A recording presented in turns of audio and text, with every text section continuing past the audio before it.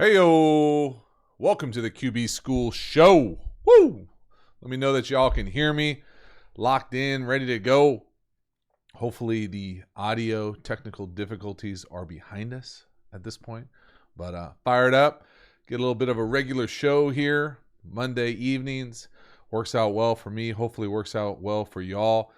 If you can hear me, give me a little thumbs up. Emoji if you're in the cool club. Other than that, I appreciate y'all being here. It's going to be fun. Appreciate it. Thank you. Y'all let me know that it sounds good. I'm excited for this one. Got a handful of things coming up with the combine right around the corner. Hopefully y'all got an opportunity to check out video today I dropped. Roy, appreciate it. Love it. 4th and 9 for sure. Always good. You hear nothing? You got it. Nick in the house. Saw the JT show earlier. I'll make sure to get to the question. I appreciate the super chat for sure. But I'm excited for this. Looking to kind of make this the regular time and place Monday night. You know, if you're of age, have a little beverage, enjoy me yapping it up here. Hopefully get an opportunity to talk some ball and get into some good questions. But I'm excited. This thing is growing. It's fun for me now that I feel like I got a little bit of a handle on the technology element of the live stream thing. It's a lot of fun. And then if you don't get a chance to catch it live, I'll try putting it out in bits and pieces on Tuesday, Thursdays, and then probably end up eventually doing some sort of audio podcast thing. I'm not necessarily as locked in with the podcast game, but I know it's a way that I can shift the content, get a little bigger audience, different crowd. So got that in the pipeline, but I appreciate y'all being here.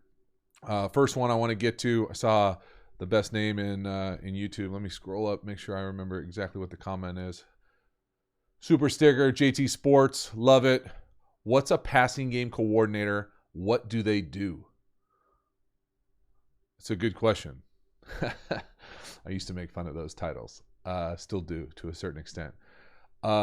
It depends, right? Like, so there's no locked in kind of cookie cutter job description. I think oftentimes these job descriptions are for a handful of different reasons, right? One of them is it really is. They coordinate the passing game. They're in charge of the passing game. That means, you know, they probably focus on third down, red zone passes, any sort of throwing specific down and distance is probably really important to the passing game coordinator. They're probably a former quarterback coach, wide receiver coach. But to me, the title game is always about two things really. One, it's about keeping someone on staff. So someone who wants to be a coordinator, offensive coordinator, play caller on the trajectory of a head coach. It's better than being, you know, the running backs coach, the quarterbacks coach, the wide receiver coach, the offensive line coach. So you can give them a in-name promotion like that, passing game coordinator. The other thing is if you have two people that are probably deserving of the coordinator position on a staff, you'll often see staffs be one passing game coordinator, one run game coordinator. The real coordinator is whoever calls the plays. Sometimes they'll do it in tandem. It's pretty rare, but a lot of it can go into who has the focus on the game plan, who's installing, you know, to the team. Is this coach installing the run plays? Is this coach installing the pass plays? And kind of go from there, how the plays are built during the week and the preparation.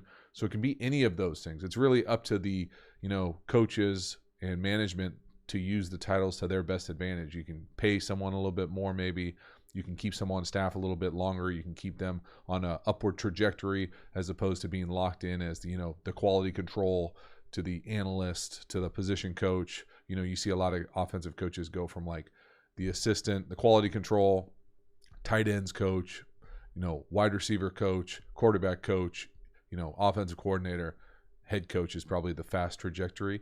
But a way to manipulate that is, you know, if you got maybe 2 or 3 people that are qualified to be the quarterback's coach, you can have one be the coordinator, one be the passing game coordinator, one be the quarterback's coach, and they all really kind of do the similar things, but it's a way to promote people kind of without really promoting them. I'm sure many of y'all know exactly what I'm talking about when I say that type of stuff in whatever line of work y'all work in, but that's how it hits me.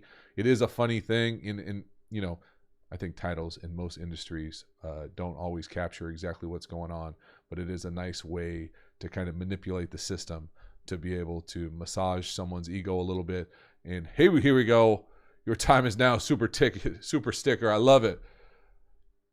Fired up. Appreciate it. In the pros, I'm on to the next. Hopefully the quarterback, the passing game coordinator thing made sense to y'all. If it didn't, maybe I'll come back to it at some point.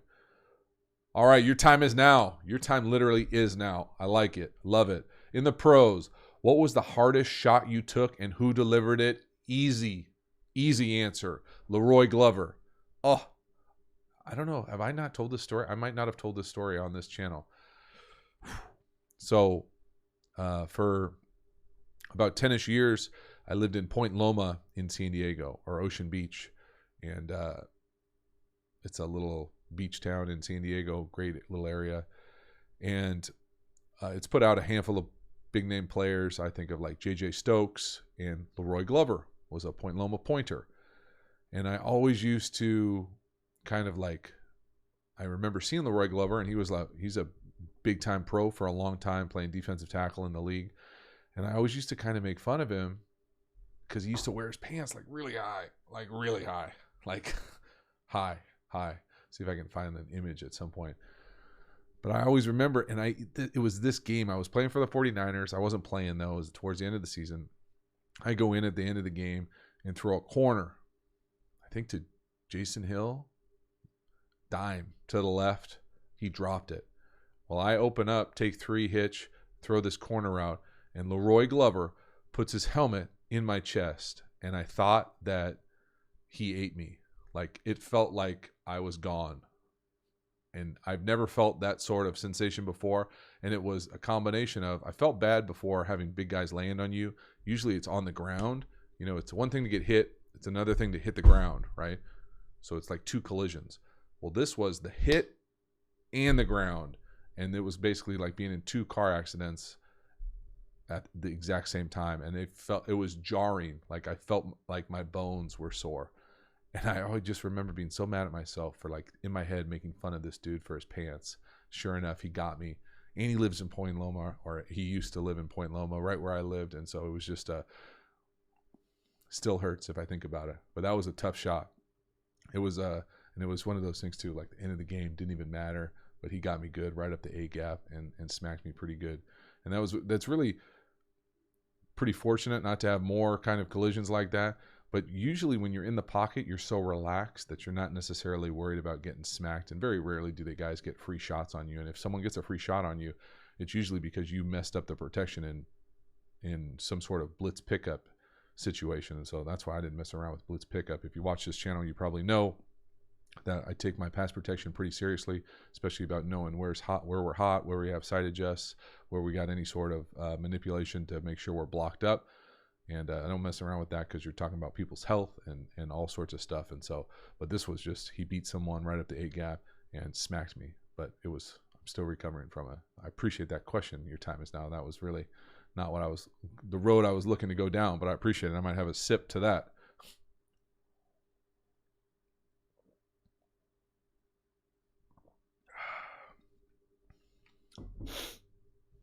Orange Avenue Wit, if you're wondering. So, a handful of things I want to talk about tonight, or one of the things I really want to talk about is this idea of the CBA, 17 games coming out. This is it's a touchy subject for a lot of players, former players. And for me, I just have a handful of things that I wanted to share that I think have been talked about on some degree, and then my own twist on it a little bit. But obviously, from a player standpoint, within the contract negotiation or any union negotiation, probably many people who are watching this are part of a union and how important they are to the progress of our country and many different things that I'm not willing to go down the path of right now. But from a player union, from an NFL player standpoint, it's a tough uphill battle. You're dealing with billionaires, with many people who are millionaires or fake millionaires, faux millionaires, guys who aspiring to be millionaires, but they have really compressed window for that revenue generation. And so that compressed window really amplifies the negotiations from the player standpoint because guys only have a certain amount of time to earn this revenue. And so it's really a sweet spot. And so anything to me that takes away from the player's safety is a really difficult thing to give in. And so I know that the owners have been leaning for a long time about expanding games. I've heard 18, 17 now seems to be the sweet spot. And I don't understand from a player standpoint how we landed at 17, how we were willing to give up another game immediately for really. I know that they're going to kick back a certain percentage, but I think it's only still near, not even under 50%. And so this idea that we would play more games as a concession to this new CBA, to me, is just unacceptable out the gate.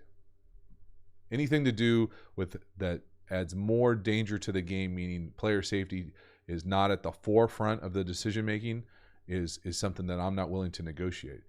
That being said, I don't think it's just they want another game. I've never thought it was just the owners want another opportunity to generate revenue so you get an extra home game every other year.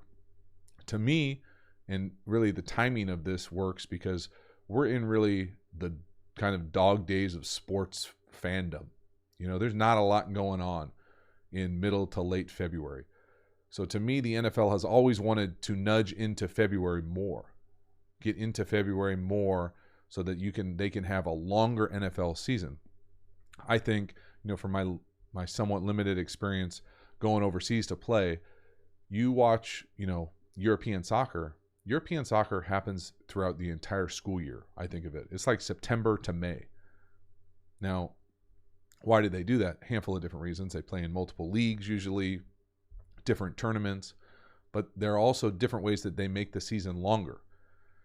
And so if the NFL is looking to make the season longer, to capture that audience longer, I think that there are just different ways to do it, and players don't necessarily have to give up a 17th game. So my ideas, and this is just me making this stuff up, is I would love to see a holiday break, basically 2 buys. So you get a normal buy that kind of rotates as it's set up right now, but then you have another buy for Christmas.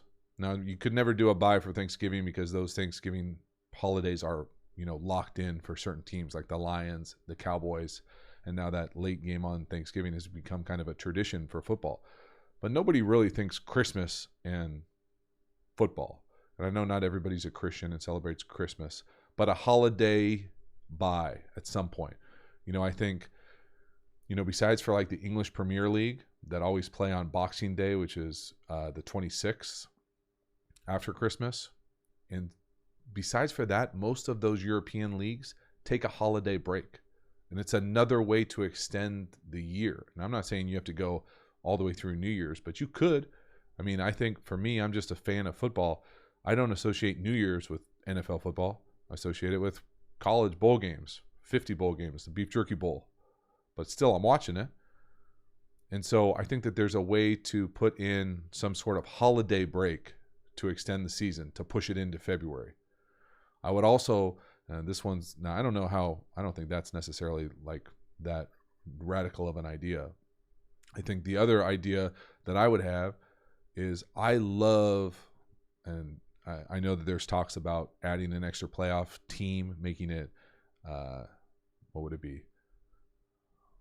Why can't I do the math? 7 playoff teams, so that only the number 1 seed gets a bye, and every division winner has to play a home game that first week, the 2, 3, and the 4. And so I personally wouldn't be opposed to having like a play-in game. Like I love the play-in games for like the March Madness. Now I know, sometimes they lead to lopsided games in the next round, but that play-in round is fun for a lot of teams. It gives a lot of people that wouldn't have the opportunity, basically 4 extra teams, for the NCAA tournament, to have a play-in game. So really you're giving the real playoff teams an extra bye week again, player safety again, more rest again, the league calendar is extended again. So have a play-in game for the playoffs, or a couple play-in games for the playoffs. I know it would saturate the product. It wouldn't be as good. You didn't earn the playoffs, whatever. It's a win or go home. It's a high drama, high intense game. So to me, those things kind of encapsulate concessions that are just basically tethered to creativity. Holiday break, for some sort of holiday, Christmas through New Year's or before Christmas, whatever you want to, whoever the dates are.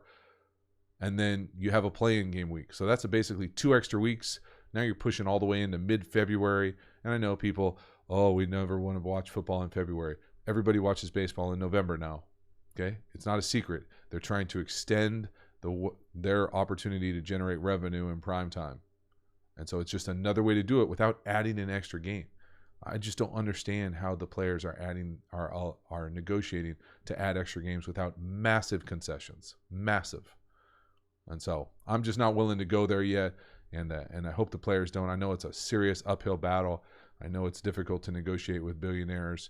I know players are at a disadvantage on a number of different variables. But for me, there are ways that we can manipulate the current system that might be a little bit outside the box to create what maybe the owners want without having to have a detriment to the player's safety. That, to me, I know everybody talks the rhetoric that it's always at the forefront of the decision making, but in reality, the decisions and the negotiations don't necessarily match that. And so if it really is at the paramount of exactly what the negotiations are, especially for the players, player safety, then let's find creative ways to extend the season without putting more players at risk with more regular season games. So just my take. Let me know if you totally disagree or what.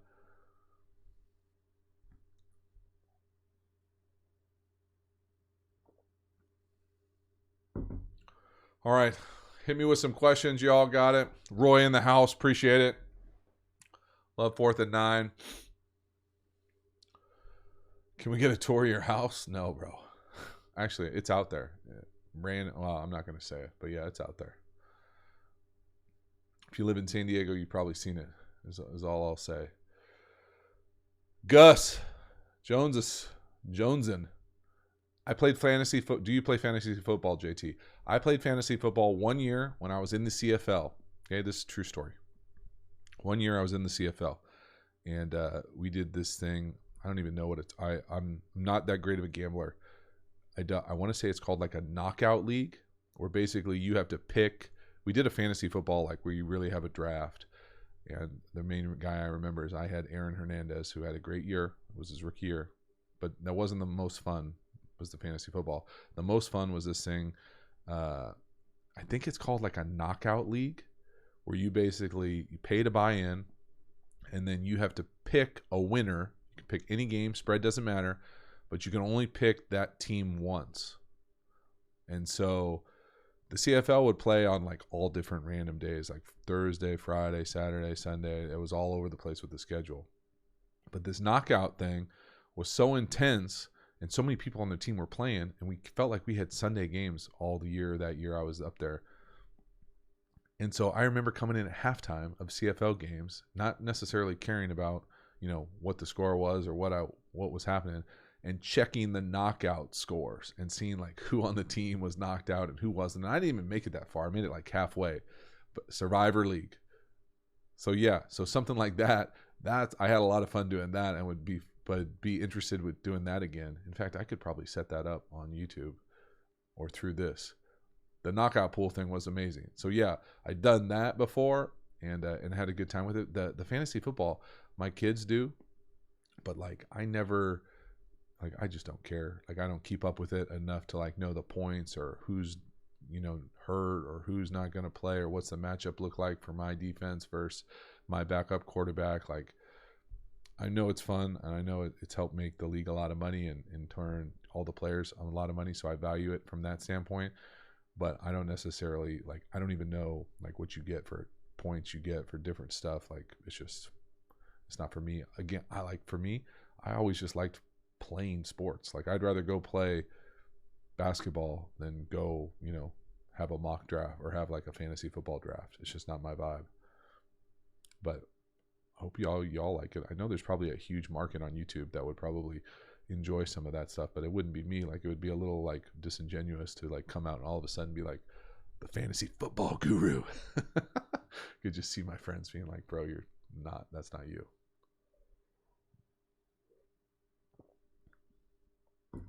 Hey, old Ben in the house.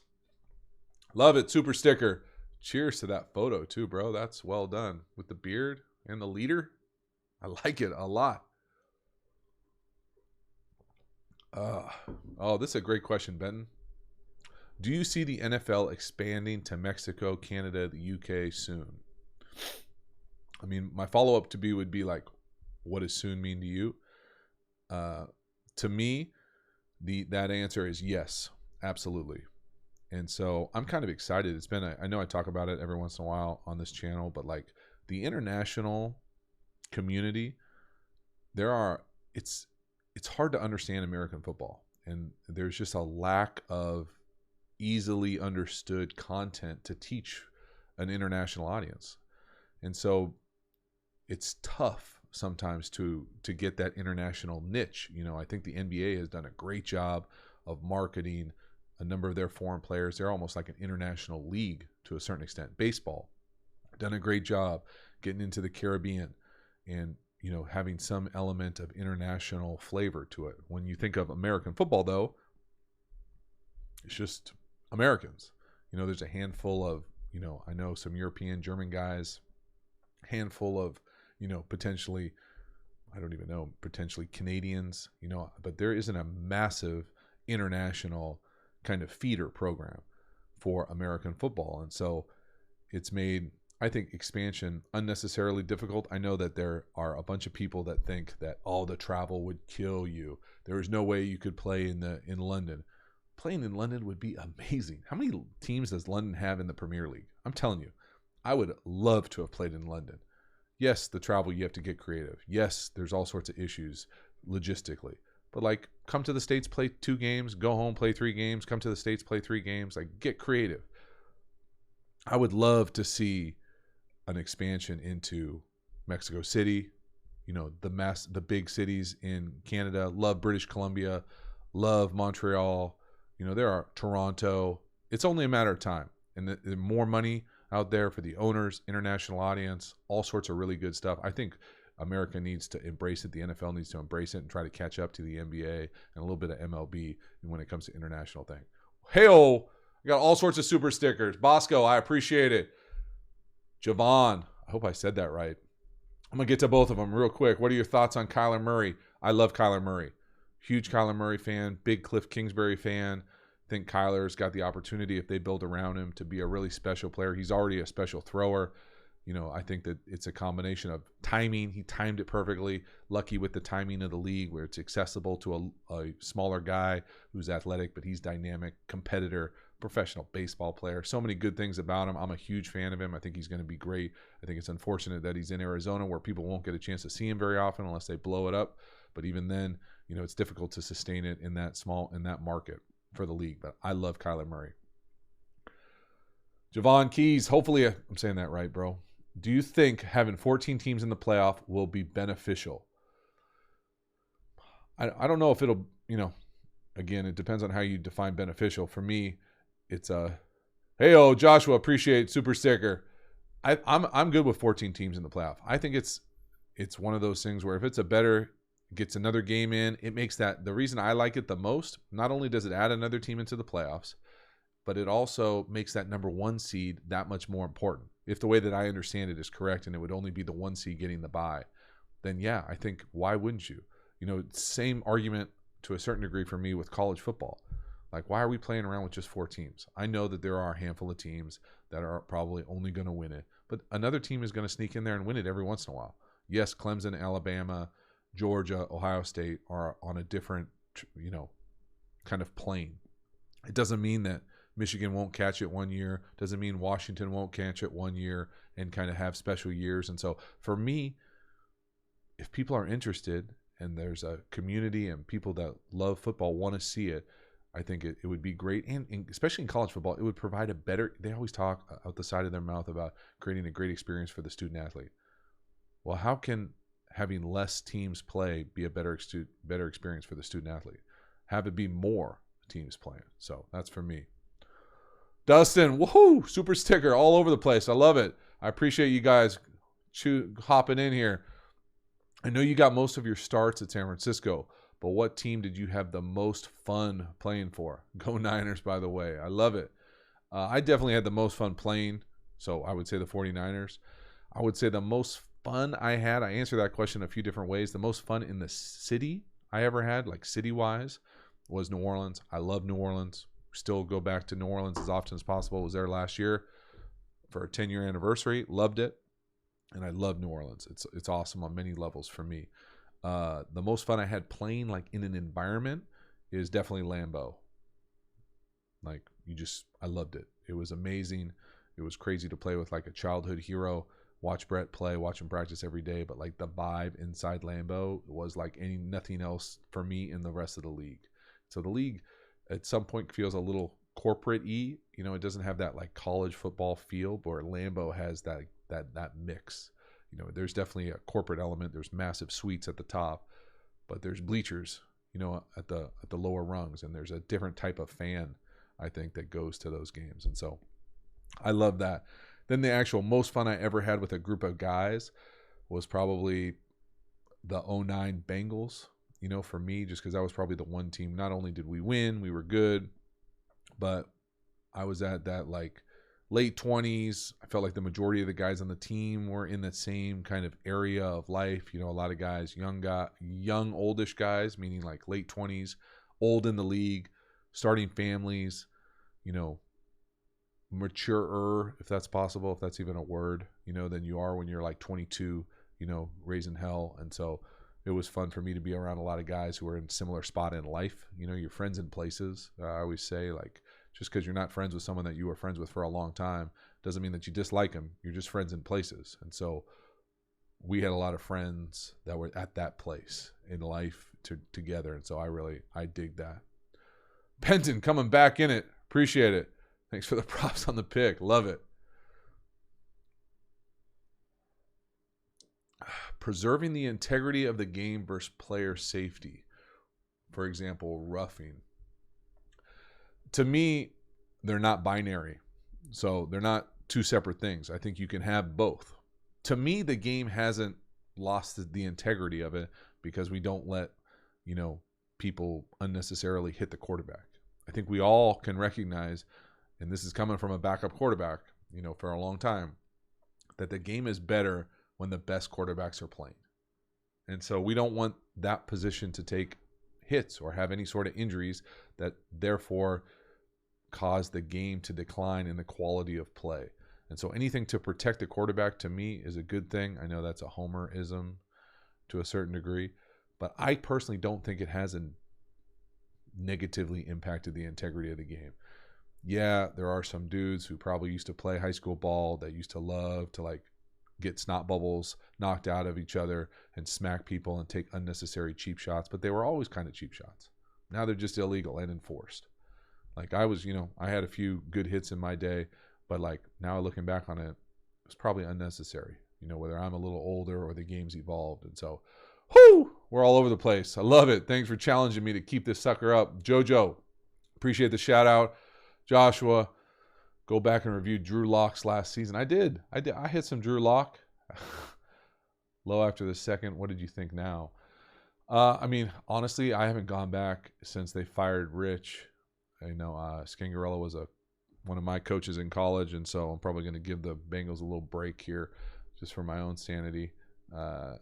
But I'm sure I'll get back in it. You know, I know he had his interesting little like rap thing at the end of the year is probably all I really remember. But we'll see if he can make a big jump. Most guys make a big jump. Stud 1-0. I love it. Massive super sticker. Big time. Native in the house. Oh, you want me to go all in on SD, huh? What are your opinions on excitement, support for football, sports in San Diego? My family is Southern and suggests that there is much more excitement for sports in other places. Yo, so this is a sweet spot for me. Let's see if I can make sure my camera works. So, and I know I don't want to lose people who aren't from San Diego, because if you're not from San Diego, don't live here. It's not nice.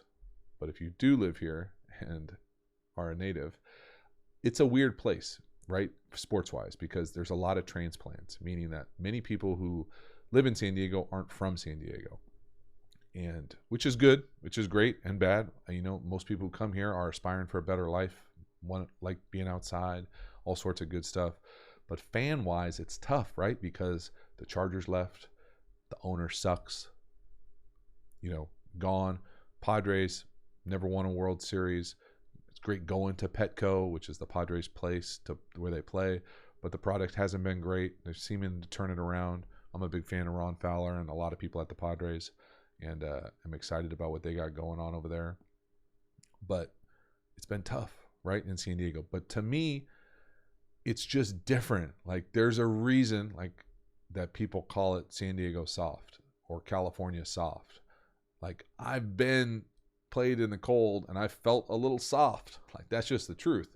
It doesn't mean that I'm always soft, but like, there are elements of when you have to endure cold, rough climates and you play an outside sport, it's just different. And so I think it breeds a different type of fan. And so for me, you know, if it miss in San Diego, people don't go outside.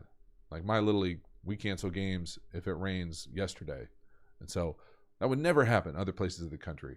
And so I just feel like there is a level of kind of earned toughness other places. And the other part for me about that is more about the transplant element of the West Coast. So a lot of people that live in the West Coast aren't from the West Coast. They're from the South, or they're from the Northeast, or they're from the Midwest. So their connections to their schools or where they grew up is just shorter or longer. They're more invested in their kids than they are about their alma mater being, you know, driving and tailgating. You know, they didn't go to a school on the West Coast. They just live on the West Coast. And so that impacts the college experience. And that's, for me, the college football experience in California is just not the same as it is in the SEC. I would love, my wife is always on me about trying to get a job in the SEC. I think it would be amazing to do SEC football for a while. It would be a fun spot to kind of experience football at that level. And obviously the NFL is something different, but college football is special for me on a number of different levels. And the Big Ten, SEC football is those are special environments that I would love to experience at some point, not anytime soon, ever. But appreciate, great question, and hopefully, you know, I love San Diego natives too, by the way. My kids are all San Diego natives. We got some spammers. Something tells me I'm going to need like a moderator or something for this. I didn't even know what a moderator was for a live stream a couple weeks ago. I need another round over here in a second.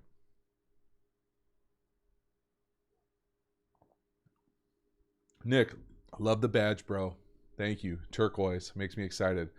Seems to me that players are soft, aren't coached well enough, taking on the helmet out of the tackle. I see guys hit who could wrap up a runner, but instead they launch like a missile. I think it's fair. I really do. I mean, I think it's going to be a generational change.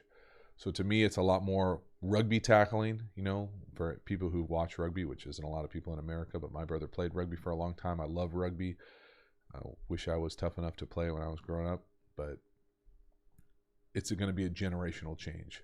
And so at the same time, though, sometimes when you're playing, there is just no way to wrap up, and you have to take someone low because they weigh, you know, significantly more than you. And so it's a fine line between knowing how to do it correctly, teaching it, repping it, practicing it, promoting it, endorsing it, and then actually doing it consistently. And so I think it'll take a lot of time, but it's the right move for me. I just think simply now, everything you do, you take the helmet out of it. You try to protect the neck and head area as much as possible. And really that starts at practice. It starts with how you teach fundamentals and all those things. And it goes from there, and then it translates into the game and hopefully into long careers for these players. Oh, Samuel Cooper. I love it. That's an easy question. First of all, big fan of the Coopers, but I want to say, should college athletes be paid? The question to that, to me, is close to the right question. Should college athletes be paid? The answer is it depends.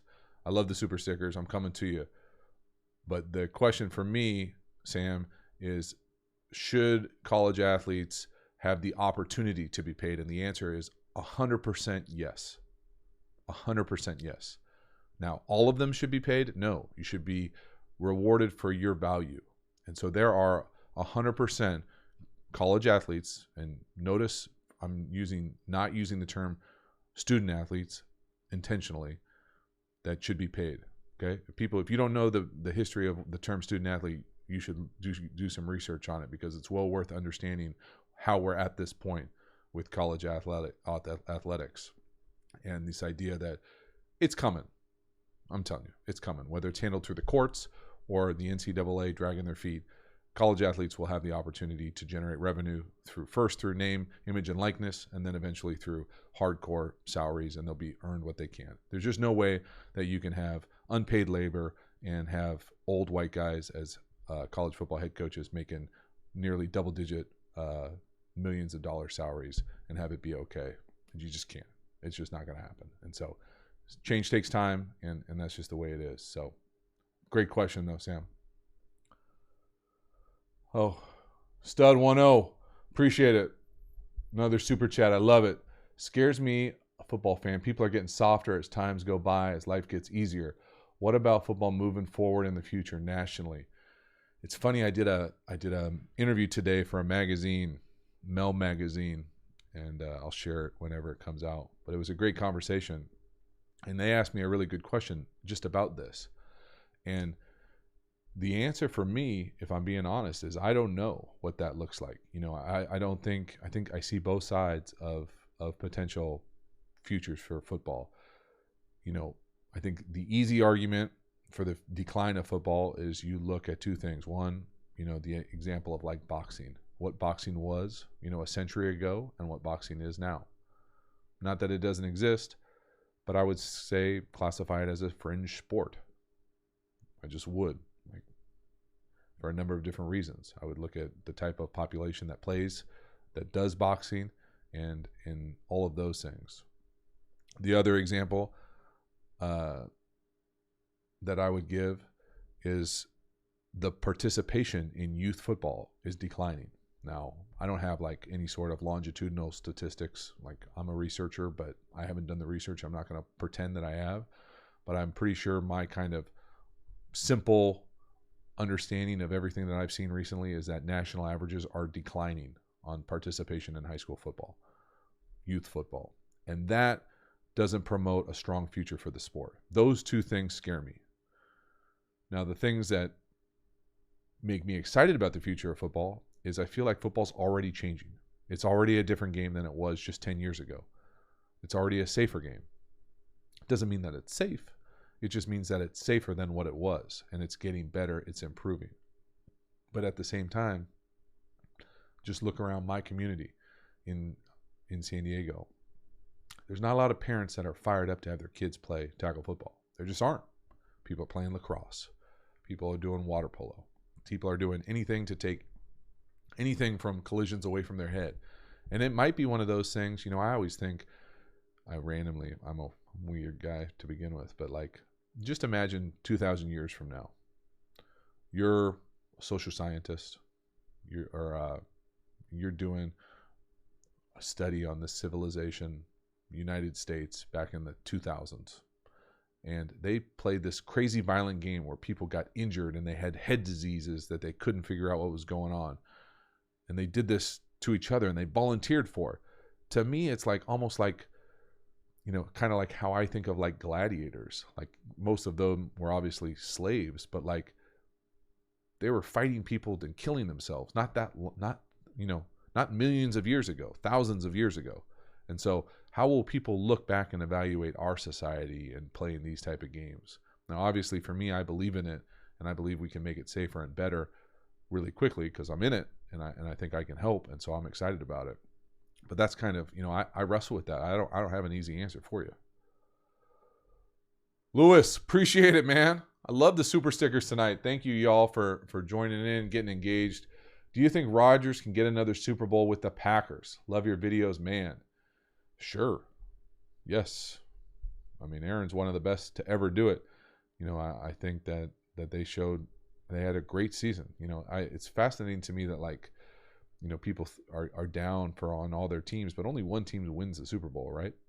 Like, you're looking for, steady, consistent improvement. The Packers had a big year right out the gate with a new head coach. They're going to come back, and I would imagine, I'd take my chances again with one of the best quarterbacks to ever do it. And so, the percentages say he's probably not going to, but it doesn't matter, what the percentages say. It just takes one kind of lightning to strike twice, I guess, for Aaron, and he'll be right there again. And so I wouldn't want to play him in the Super Bowl. Appreciate it. Your time is now.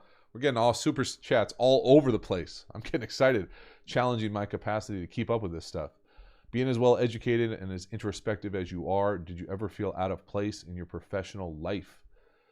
No. I mean, you talking about in the league probably? Like there are people that are really smart all over the NFL, and I, many guys, for whatever their reason, I was never the only person reading. I was never the only person that was interested in other things. I think most guys are. You get a little isolated because you feel like you don't know them because they're in a helmet. But in reality, they're all pretty smart people. Many of them are college educated, and they care about a whole host of other things, and football is just what they do now. And so I never felt that out of place at all. In fact, I was always surprised and felt like there was more that I could have got from other guys the more you get to know them and realize that they're into other things. And I was always fascinated because I'm a California kid. Like I don't hunt. I don't like, I'm not a camper. I'm not, that type of stuff. So like having people come from all over the different country with different kind of habits and things that they like to do was always fascinating to me. And I never felt out of place, even though I'm a California kid and, people make fun of me on YouTube for saying bra and bro and dude. Well, that's just like how I talk. Like that's not me trying to be anything other than me. And so it's the same way in the locker room. So that was always my fun. I never felt out of place, even being a California kid, soft California kid. Patrick, appreciate it, man. If you needed a QB in this draft and had to pick between Herbert and Love, who would you take and why? Man, what a great question. I almost feel like that should be a video.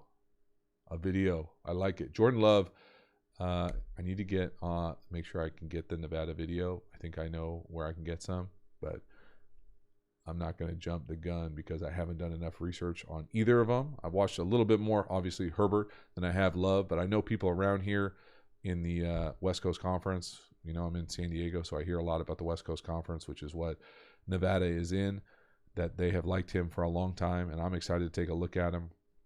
To me, I'm a big fan of Herbert from what I've seen. I haven't seen every single snap of his career, but what I have seen, I really like and think that he's got some pretty special talents. But I know Jordan Love has the exact same reputation. So I know Nevada's been doing it really well here the last few years, and I'm excited. I will do one way or another. I'm going to get some Jordan Love film and do it for this channel because I really have enjoyed the college football stuff, and I think it's going to be me integrating it more and more. I don't know if it'll come into the fall per se, but the draft stuff to me is fascinating. I've got some really good film. I'm pretty excited about what we got going in the pipeline for the quarterback evaluations for the draft, and so I'm fired up about it. And I just need to figure out how to maximize the kind of analysis. It's a sweet spot for me. Like I like to provide like the deep dives that you can't get other places, but at the same time, I got to make them watchable, right? Like it can't be like 4 hours. It would be a pain for me, but it would be a pain probably for you to watch too. So I got to find that sweet spot of how best to do it. But I like to provide context in a whole game. It's not just like, here's a highlight, like he can do this every time. Well, he can't do that every time. You just picked one, you cherry picking the highlights. So I like to provide the context of the game situation, kind of ups and downs, all those things. And so at some point, I'll probably come out with a full list, I would imagine, this year, just because I'm going to watch so much of it. And I'm excited to kind of keep that going every single week. I might actually, a couple of people hit me with the idea of doing some free agent videos too. So I'll probably do a Teddy Bridgewater here coming up pretty soon. We'll see what happens with Brady. And I'm probably not going to do a Brady one, but I might. And I definitely want to do a Teddy Bridgewater and probably look at see who else is a free agents. I haven't paid attention to that in years, but I will, just because it's important for the people who like quarterbacks and follow the channel. So all good questions. Appreciate it. What else you got here? I'm probably winding down here. Getting tired of talking. You know what I would really like? I'm sure probably many people who are in this are already subscribers, but I would really like to get to 60,000 subscribers tonight. I know for some reason it was really easy for me to get to 50 and now I can't get to 60. So just a little nudge would be really nice. So feel free to share that with anybody that has a YouTube account. But I love seeing all the logos in here. It's good stuff, man. I appreciate the memberships. I appreciate everybody that supports the channel with whatever they do, whether it's the Patreon with the long form stuff that I try to get to every week or so, and then the memberships, all the cool stuff. So I appreciate it. I'm going to see if I can hit the members' questions here real quick. What was your favorite football movie? Any love for Necessary Roughness? Love Necessary Roughness. Favorite football movie? Man, that's a tough one for me. What's the one with Johnny Mox? Why can't I think of that movie? Varsity Blues. I gotta go Varsity Blues. I gave and one time in college, I actually gave the Varsity Blues pep game speech. We were playing Cal Poly, and I told them that I had a dream, and I woke up sad because we were only beating Cal Poly by 14. And too much information. JT, do you like Bigfoot and UFOs? No, not a fan of either. Roy, JT, can you do a short? What can short QBs do to read the defense better and make it easier to get a starting job? Nothing. It's tough out there for short quarterbacks. I think it's just the game. I will say this about shorter quarterbacks. Okay, so the game, and this kind of transitions into the last thing I want to talk about. For shorter quarterbacks, the game has become more horizontal. So what I mean by that is back in the day, everything was from the pocket, and you had to stand tall and chuck it down the field. It was play action, chuck it down the field. Maybe some West Coast possession type slants. Well, nowadays it's wider splits, RPOs. You're threatening people both vertically and horizontally. So the game is more spread out. So their height is less of a thing, in my opinion. That doesn't mean that it doesn't help to be 6'6", because it sure as hell does. But it's not a disqualifier. Where in the past, I think it was a disqualifier. If you're going to line up in 21 personnel and only throw, fake play action off ISO, it's going to be tough for a short guy. But if you're going to move the pocket, you're going to move the launch point, you're going to have wide splits, you're going to do RPOs, you don't necessarily need all the height all the time. And that transitions into the kind of Joe Burrow saga today with the hand size ridiculousness. Like for me, first of all, I know y'all are probably wondering, okay? Let's see if I can get it focused. That's 9.5. Okay. I think Joe Burrow came out today at 9. People blasted him.